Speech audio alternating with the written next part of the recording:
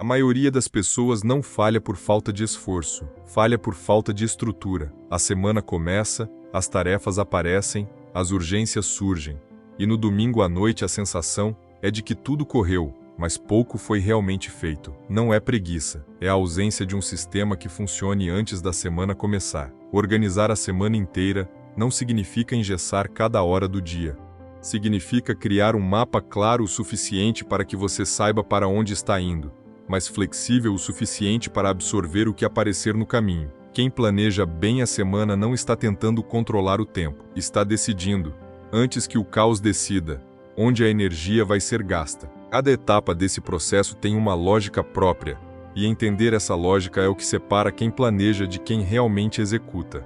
O sistema não precisa ser perfeito, precisa ser consistente. Revisão da semana anterior. Antes de planejar qualquer coisa, é preciso olhar para trás. A revisão da semana anterior é o ponto de partida de qualquer sistema de organização que funcione a longo prazo. Ela consiste em passar alguns minutos analisando o que foi feito, o que ficou pendente e o que consumiu mais tempo do que deveria. Sem essa etapa, o planejamento da semana nova acontece no vazio, sem dados reais sobre como você realmente usa seu tempo. A técnica foi popularizada por David Allen no livro Getting Things Done, publicado em 2001. E se tornou uma referência em sistemas de produtividade ao redor do mundo. A ideia central é que a mente não consegue planejar bem o futuro enquanto carrega o peso não processado do passado. Essa revisão também serve para reconhecer o que funcionou. Identificar quais decisões de organização trouxeram resultado e quais precisam ser ajustadas é tão importante quanto listar o que ficou por fazer. 10 minutos olhando para a semana que passou valem mais do que uma hora planejando sem esse contexto. Captura de tudo que está na cabeça. A mente humana é boa para ter ideias, mas péssima para armazená-las com precisão. Quando você começa a planejar a semana carregando tarefas não anotadas, compromissos esquecidos e ideias soltas, o planejamento nunca sai do lugar porque parte da energia mental está ocupada tentando não esquecer o que já existe. A captura resolve isso de forma direta. Consiste em esvaziar completamente a mente, colocando em papel ou em um aplicativo tudo o que está circulando. Tarefas, recados, ideias, preocupações, compromissos, pendências de qualquer natureza. Sem julgamento, sem organização ainda. Apenas tirar de dentro e colocar para fora. Pesquisas em psicologia cognitiva mostram que esse processo reduz a chamada carga cognitiva, liberando capacidade mental para pensar com mais clareza e profundidade. O cérebro gasta energia ativa mantendo itens não registrados na memória de trabalho, e esse gasto acontece de forma contínua, mesmo quando você não está pensando conscientemente neles. Só depois que tudo está fora da cabeça é que o planejamento real pode de fato começar, com a mente disponível para organizar em vez de apenas reter. Separação entre urgente e importante. Nem tudo que parece urgente é realmente importante. E nem tudo que é importante vai parecer urgente até que seja tarde demais. Essa distinção foi sistematizada pelo presidente americano Dwight Eisenhower, que usava uma matriz simples para classificar suas decisões em 4 categorias: urgente e importante, importante mas não urgente, urgente mas não importante, e nenhum dos dois. O método ficou conhecido como matriz de Eisenhower e foi incorporado a praticamente todos os sistemas modernos de produtividade desenvolvidos nas últimas décadas.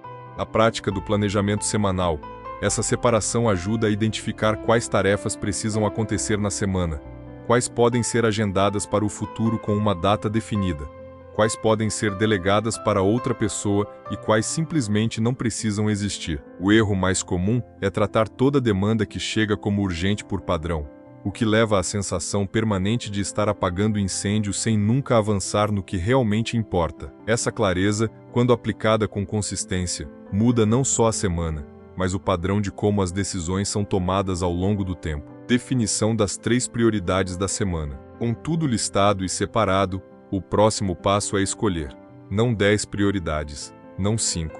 3. A limitação é intencional e tem base em como a atenção humana funciona na prática. Quando tudo é prioridade, nada é. Escolher 3 entregas ou avanços concretos que precisam acontecer até o final da semana cria um critério claro para tomar decisões ao longo dos dias. Se uma tarefa contribui para uma dessas 3 prioridades, ela tem espaço na agenda. Se não contribui, pode esperar sem culpa. Esse modelo é usado em empresas de tecnologia no Vale do Silício e foi descrito com precisão por autores como Greg McKeown em Essentialism, publicado em 2014.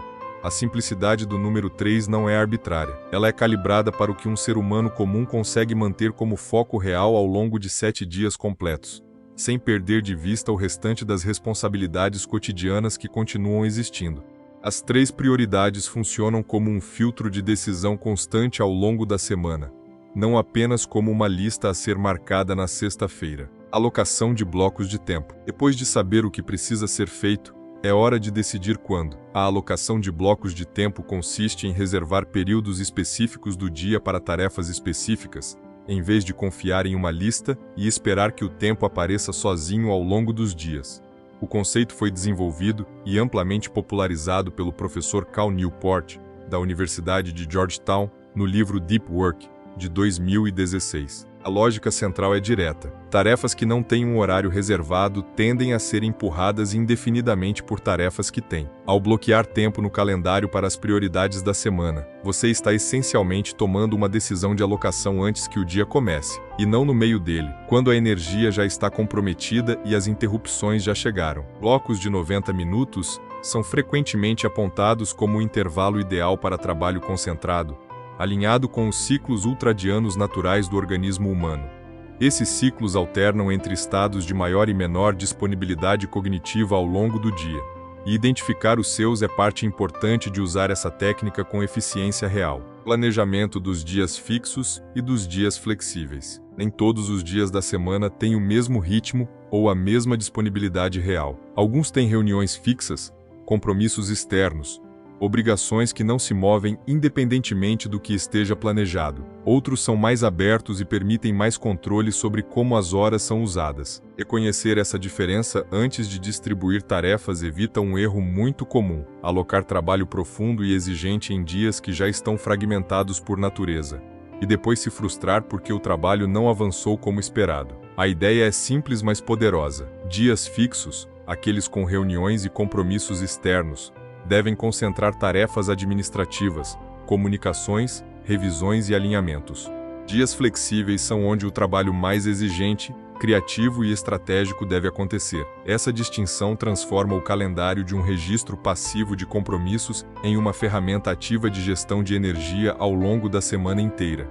Profissionais de alta performance em diferentes áreas, de escritores a cirurgiões, relatam consistentemente proteger seus dias mais livres com a mesma seriedade com que protegem suas reuniões mais importantes. Reserva de tempo para o inesperado. Todo planejamento que ignora o imprevisível está estruturalmente incompleto. A semana real nunca é igual à semana planejada, e essa diferença não é uma falha do planejamento, é uma característica da realidade. Surgem pedidos urgentes, conversas inesperadas, problemas que não estavam no radar e oportunidades que não podiam ser antecipadas. Se a agenda está completamente preenchida desde o início, qualquer imprevisto desequilibra tudo o que foi planejado.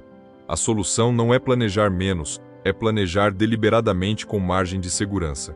Reservar de 1 a 2 horas por dia sem alocação específica funciona como um amortecedor entre a semana planejada e a semana real. Se nenhum imprevisto acontecer, esse tempo pode ser usado para avançar em tarefas secundárias ou simplesmente para recuperar energia. Se algo urgente surgir, o amortecedor absorve sem comprometer as prioridades centrais da semana. Essa prática é chamada de buffer time em sistemas de produtividade e é consistentemente apontada em pesquisas sobre gestão de tempo como um dos fatores que separa planejamentos que funcionam dos que colapsam na primeira segunda-feira com alguma surpresa. Agrupamento de tarefas semelhantes. Trocar de tipo de tarefa com frequência ao longo do dia tem um custo real e mensurável. Cada vez que a mente precisa mudar de modo, como sair de um trabalho analítico para responder mensagens e depois voltar ao trabalho analítico, existe um período de reajuste cognitivo que pode durar de 10 a 20 minutos. Esse tempo não aparece na agenda como perdido, mas o seu efeito acumula ao longo de cada dia. Multiplicado ao longo de uma semana inteira, esse custo de transição é expressivo. O agrupamento de tarefas semelhantes, chamado de batching em inglês, consiste em reunir atividades do mesmo tipo em um único bloco de tempo contínuo. responder todos os e-mails de uma vez em um período determinado, fazer todas as ligações em sequência, revisar documentos em um único bloco da tarde. Essa estratégia reduz drasticamente o custo de transição entre tipos de tarefa e cria condições para um estado de fluxo mais duradouro e produtivo. O conceito foi amplamente discutido por Timothy Ferriss em A Semana de 4 Horas e continua sendo uma das práticas mais recomendadas em treinamentos de eficiência profissional ao redor do mundo. Planejamento do descanso. Descanso não planejado raramente acontece de forma real. Em uma semana sem estrutura, o descanso é sempre empurrado para depois de terminar tudo. E como tudo raramente termina de verdade, o descanso simplesmente não chega. Incluir momentos deliberados de recuperação no planejamento semanal não é fraqueza, nem contradição com o objetivo de ser mais produtivo. É parte funcional de qualquer sistema que precise durar mais de uma semana sem degradar a qualidade do que é produzido. A ciência do desempenho humano, especialmente a partir dos estudos de Anders Ericsson sobre prática deliberada e os limites da atenção sustentada, mostra que períodos de recuperação ativa são tão necessários quanto os períodos de trabalho para manter a qualidade e a consistência da produção ao longo do tempo. Músicos de elite, atletas de alto rendimento e profissionais de cirurgia compartilham esse padrão. Eles não trabalham mais horas do que a média. Eles trabalham com mais intensidade nos períodos certos e descansam com a mesma seriedade com que trabalham. Planejar quando você vai parar é tão estratégico quanto planejar quando vai começar. Revisão rápida diária. O planejamento semanal define a direção geral. A revisão diária mantém o curso ao longo dos dias. No início ou no fim de cada dia, alguns minutos são suficientes para checar se as prioridades da semana ainda estão sendo atendidas, ajustar o que precisa ser ajustado e preparar mentalmente o que vem a seguir.